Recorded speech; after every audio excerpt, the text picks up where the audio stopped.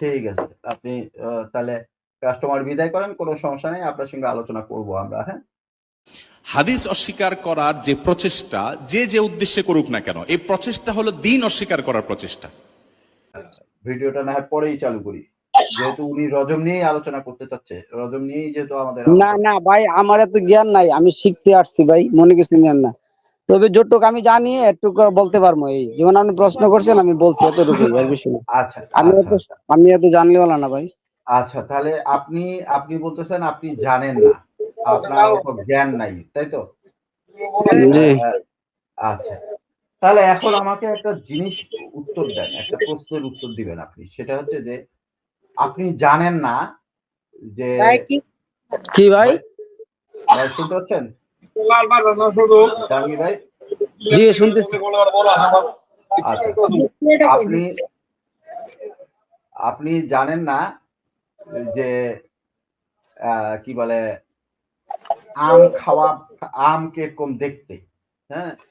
এখন আমি আপনাকে বললাম যে আম হচ্ছে খুব সুস্বাদু একটা ফল, খাইতে খুব ভালো, খুব মিষ্টি।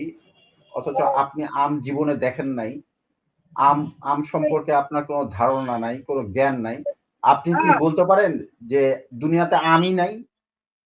এটা কি আপনার বলা, আপনি কি এই সিদ্ধান্তটা দিতে পারেন? জি, জাহাঙ্গীর ভাই বলেন। না না। তো আপনি একটু আগেই বললেন যে আপনার জ্ঞান নাই, কোরআন হাদিস সম্পর্কে, আপনার কোরআন সম্পর্কে আপনার সেরকম কোনো জ্ঞান নাই। কিন্তু আপনি সিদ্ধান্ত দিচ্ছেন যে হাদিস মানেন না।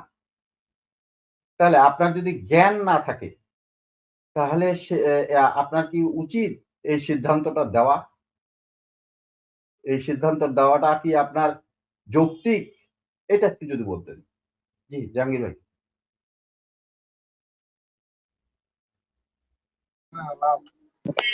আমি 1 মিনিট পরে কথা বলছি, আমি বলবো। আমার দুইটা কাস্টমার আসছে, ভিতরে আমার সাথে একবার ইয়া হইতেছে, অ্যাড হইতেছে। হ্যাঁ আচ্ছা, ঠিক আছে। আপনি তাহলে কাস্টমার বিদায় করেন, কোনো সমস্যা নেই। আপনার সঙ্গে আলোচনা করব আমরা, হ্যাঁ?